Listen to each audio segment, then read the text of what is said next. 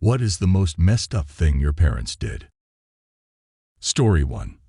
I was at my little brother's soccer game, and there was a mom and her 2 sons sitting behind me. Her kids were somewhat acting up, but nothing out of the ordinary. Boys will be boys. Anyways, all of a sudden she starts screaming and cussing at her 6-year-old, telling him that they're leaving and to pack up his stuff.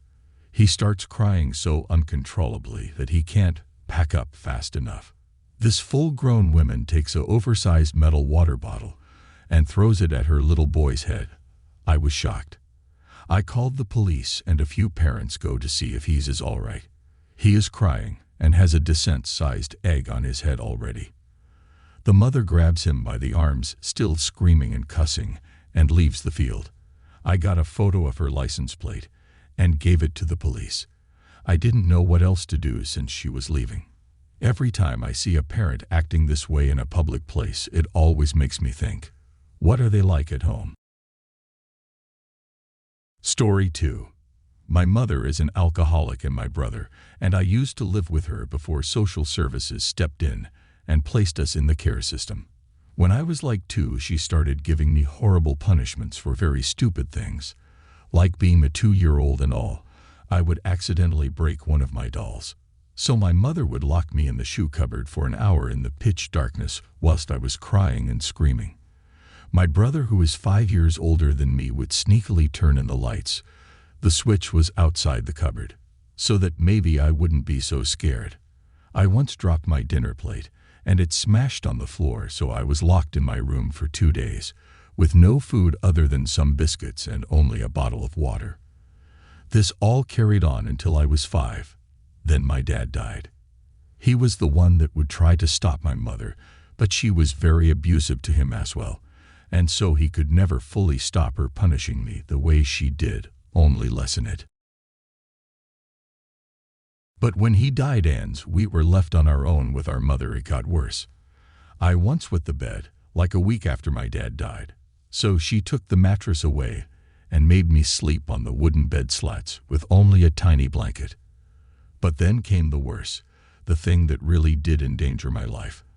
I lost a necklace that my mother brought me when I was a baby. She would make me wear it to school, and because I was so young, I didn't understand how precious it was.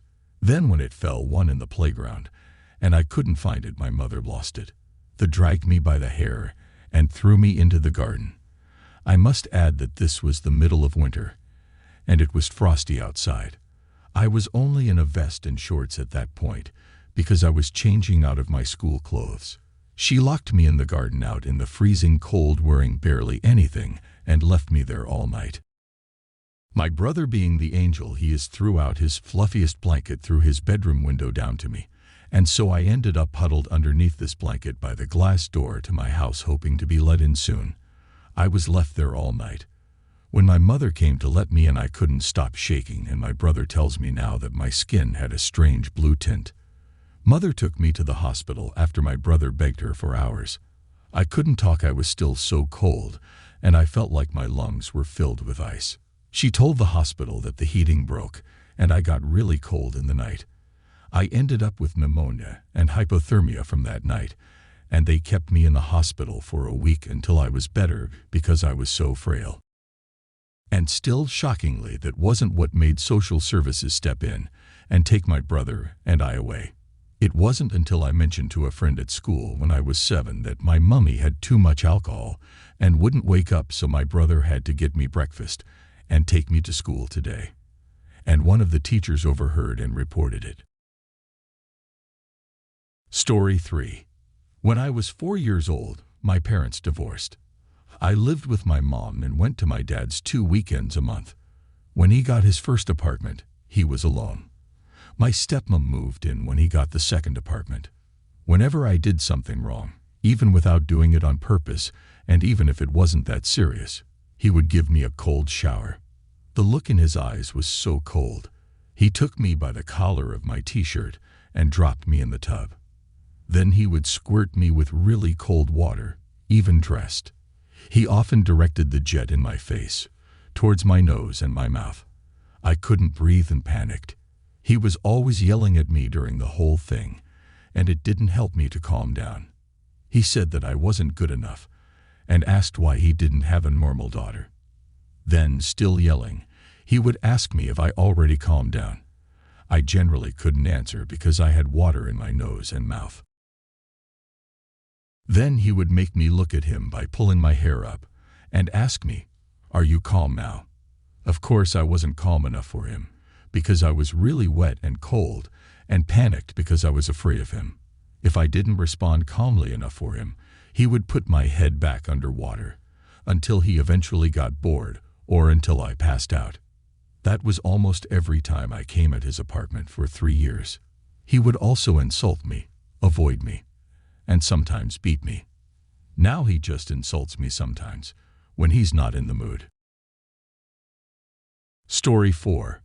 This did not happen to me, but did happen to a child I observed. I owned car wash on a hillside lot that had self-service vacuums on the side and a high block wall that wrapped around the back. The block wall was like 12 feet high and tapered down to the front by the vacuums.